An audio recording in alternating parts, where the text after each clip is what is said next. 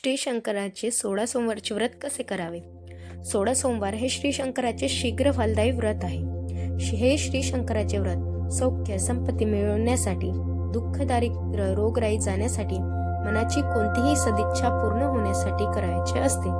नवस बोलून त्याचे फळ प्राप्त झाल्यावर नवस फेडण्यासाठी किंवा कोणत्याही इच्छापूर्तीच्या आनंदासाठी हे व्रत करावे. हे व्रत केल्याने दारिद्र्य धनवान होतो, रोगी रोगमुक्त होऊन त्याला आरोग्य प्राप्त होते, दुःखी माणसाला सुख प्राप्त होते, मनाची चिंता नाहीशी होते, दूरदेशी असलेल्या आपल्या माणसाची भेट होते, पुत्र कन्याचा लाभ होतो, कुमारिकांना मनपसंत पती मिळते, व्यापाऱ्याला व्यापारांचा फायदा होतो, नोकरीत प्रमोशन मिळते. श्रद्धापूर्वक हे व्रत करणाऱ्यांची मनाची इच्छा पूर्ण होते. व्रत करणाऱ्या स्त्री अगर पुरुष व्रताच्या दिवशी मनाने व शरीराने शुद्ध व स्वच्छ असावे. व्रताला सुरुवात श्रावणातल्या पहिल्या सोमवारी करावी. 16 सोमवार व्रत करून येणाऱ्या 17 सोमवारी व्रताचे उद्यापन करावे किंवा कोणत्याही महिन्यातल्या कोणत्याही सोमवारी व्रताचे उद्यापन करावे. व्रत करणाऱ्याने सकाळी स्नान करून सोडावे किंवा दूत वस्त्र नेसून मनोभावे शंकराची पूजा करावी. साष्टांग नमस्कार घालावा. नित्याप्रमाणे आपल्या नोकरी धंद्यावर जावे, आपल्या उद्योगाला लागावे.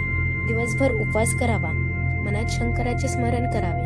उपवास न झेपणाऱ्यांनी जरूरत तर गहू, गूळ व तूप मिळून तयार केलेले पदार्थ, जसं उदाहरण शिरा, खीर वगैरे पदार्थ खावे.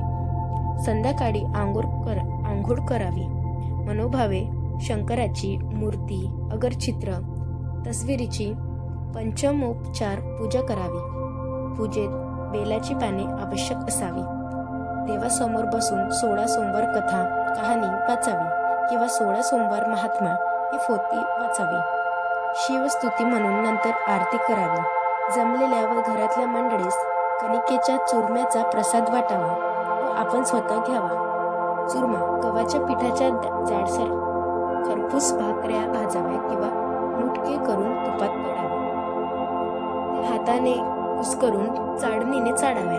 यात योग्य प्रमाणात गूळ व तूप घालावे. याचे पेढे किंवा लाडू केले तरी हरकत नाही. व्रत करणाऱ्याने अर्धा शेर कणिकेचा चुरमा घेऊन उपवास सोडावा. चुरमा करताना कणिकेत मीठ घालू नये.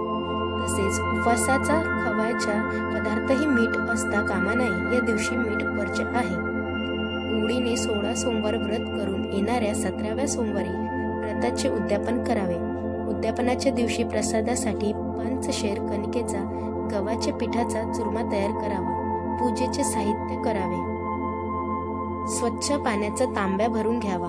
या पूजेच्या साहित्यात 16 वस्तू असाव्या.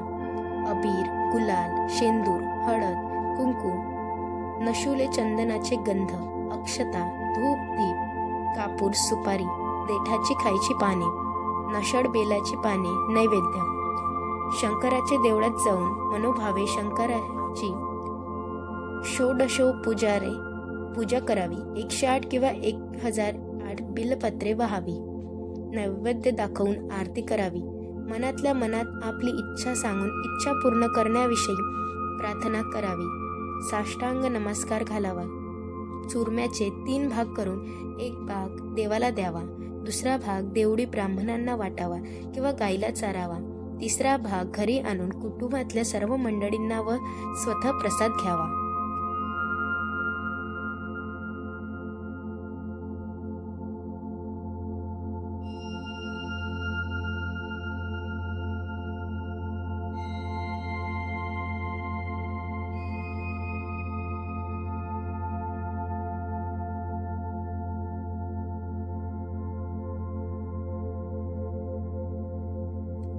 शंकराचे देऊळ जवळपास नसल्यास किंवा देवळात जाणे शक्य नसल्यास घरीच ब्राह्मणास बोलावून श्री शंकराची षोडोपचार पूजा करावी. देवळात करावयाच्या म्हणून न सांगितलेल्या सर्व गोष्टी कराव्या. ब्राह्मणही न मिळाल्यास पोथीवरून पूजा वगैरे सर्व गोष्टी स्वतःच कराव्या. उद्यापनाच्या दिवशी देवळात पूजा करून घरी आल्यावर किंवा घरी उद्यापनाची पूजा केल्यावर मागील 16 सोमवाराप्रमाणे 16 सोमवार कथा व 16 सोमवार महात्म्य वाचावे. शिवस्तुती म्हणून आरती करावी. चुरम्याचा प्रसाद सर्वांना वाटावा, आपण घ्यावा. कुटुंबातल्या सर्वांनी व्रत करणाऱ्यासह पंचपक्वानांचे भोजन करावे. मनोभावे हे व्रत करणाऱ्यांची इच्छा श्री शंकर पूर्ण करतात. तर आता 16 सोमवाराची आपण व्रत कथा सांगणार आहे. तर कथेला सुरुवात करते.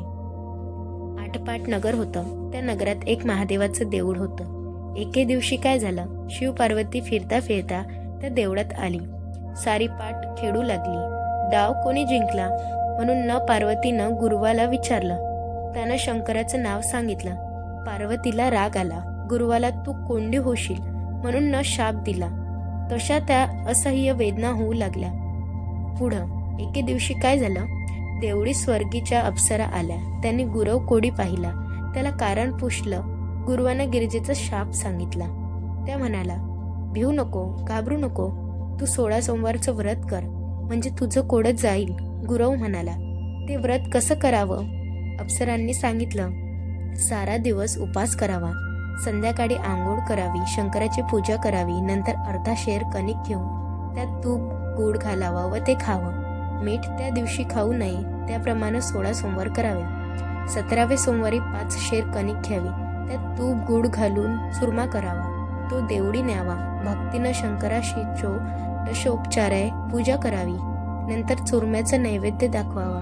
पुढे त्याने 3 भाग करावे. एक भाग देवाला द्यावा, दुसरा भाग देवडी ब्राह्मणांना वाटावा किंवा गाईला चारावा, तिसरा भाग आपण घरी घेऊन जाऊन सहकुटुंब भोजन करावे. असं सांगून त्या नाहीशा झाल्या. पुढं गुरुवानं ते व्रत केलं. गुरव चांगला झाला. पुढं काही दिवसांनी शंकर पार्वती पुन्हा त्या देवळी आली. पार्वतीनं गुरुवाला कुष्ठरहित पाहिलं. तिनं गुरुवाला विचारलं, तुझं कोड कशानं केलं? गुरुवानं सांगितलं, मी 16 सोमवारचं व्रत केलं, त्यानं माझं कोड केलं. पार्वतीला आश्चर्य वाटलं. तिनं आपला रागावून गेलेला मुलगा कार्तिक स्वामी परत यावा म्हणून हे व्रत केलं. समाप्तीनंतर कार्तिक स्वामी लागलीच येऊन भेटला. दोघांना आनंद झाला. त्यानं आईला विचारलं, आई, मी तर तुझ्यावर रागावून गेलो होतो आणि मला पुन्हा तुझ्या भेटीची इच्छा झाली. याचं कारण काय? पार्वतीनं त्याला 16 सोमवारच्या व्रताचा महिमा सांगितला. पुढे कार्तिक स्वामीनं ते व्रत केलं. त्याचा एक ब्राह्मण मित्र नशार दिवस देशानंतरला गेला होता. त्याची व ह्याची सहज रस्त्यात भेट झाली. पुढे कार्तिक स्वामींनी हे व्रत त्या ब्राह्मणाला सांगितलं. त्यानं लग्नाचा हेतू मनात धरला. मनोभावे 16 सोमवारचं व्रत केलं. समाप्तीनंतर तो प्रवासाला निघाला. फिरता फिरता एक नगरात आला. तिथं काय चमत्कार झाला. तिथल्या राजाच्या मुलीचं लग्न होतं.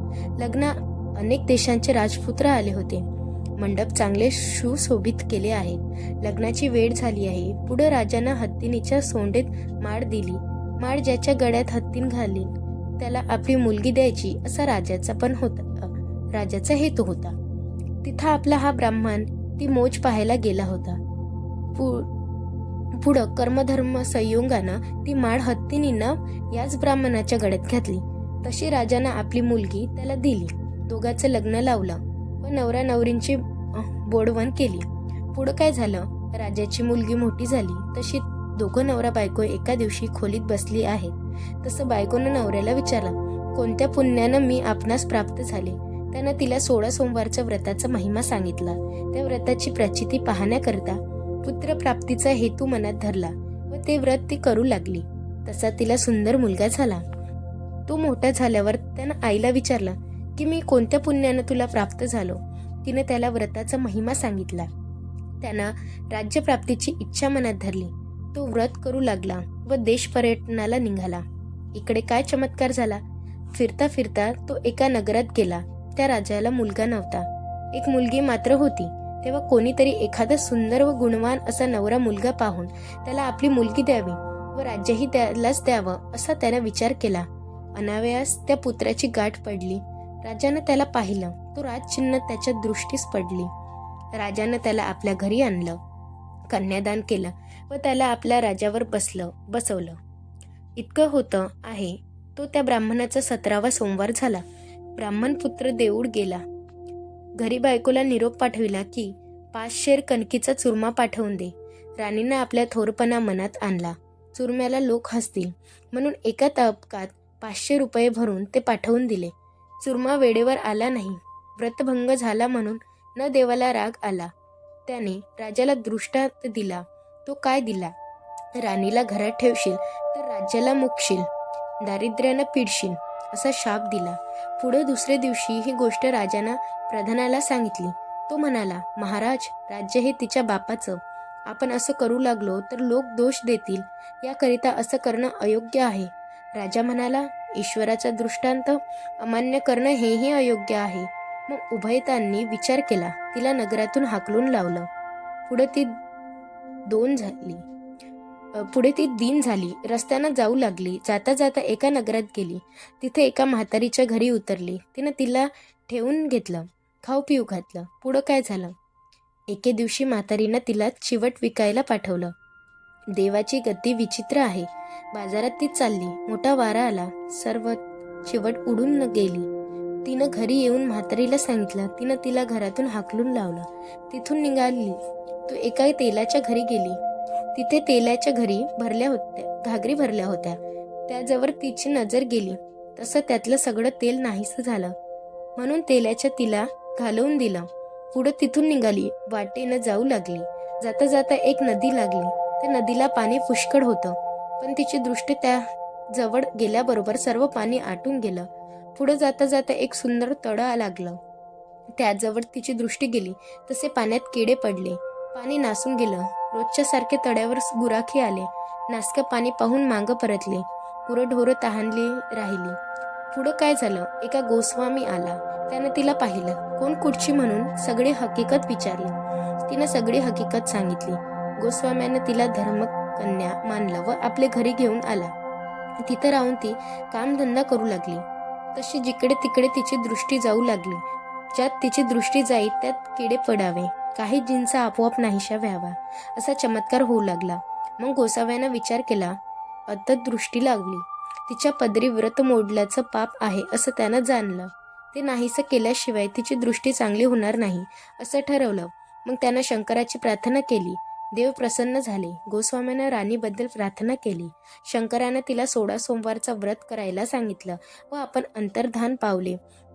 पुढं गोसाव्यानं तिच्याकडून न 16 सोमवारचं व्रत करविलं. तसा परमेश्वराचा कोप नाहीसा झाला. तिच्या नवऱ्याला तिच्या भेटीची इच्छा उद्भवली. दूत चोहीकडे शोधायला पाठवले. शोधता शोधता तिथे आले. गोसाव्याच्या मठीत राणीला पाहिलं. तसंच जाऊन त्यांनी सांगितलं. त्याला मोठा आनंद झाला. राजा प्रधान सुद्धा गोसाव्याकडे आला. गोसाव्याला साष्टांग नमस्कार केला. वस्त्रार्पण देऊन संतोषित केलं. गोस्वामी म्हणाला, राजा राजा, ही माझी धर्मकन्या. मी इतके दिवस तिला माहेरी ठेवून घेतलं होतं.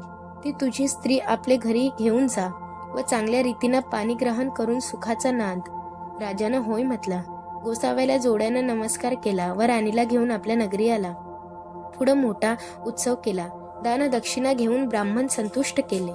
राजा राणीची भेट झाली. आनंदानं रामराज्य करू लागली. तसे तुम्ही शंकराला प्रसन्न करून रामराज्य करा. ही 60 उत्तराची कहाणी. 5 उत्तरी देवा ब्राह्मणांचे द्वारी, गायींची गोठी, पिंपळाचे पारी, सुफळ संपूर्ण. मित्रांनो, मंडळी, जर तुम्हाला 16 सोमवारची कथा आवडली असेल तर चॅनलला नक्की सबस्क्राईब करा, व्हिडिओला लाईक करा.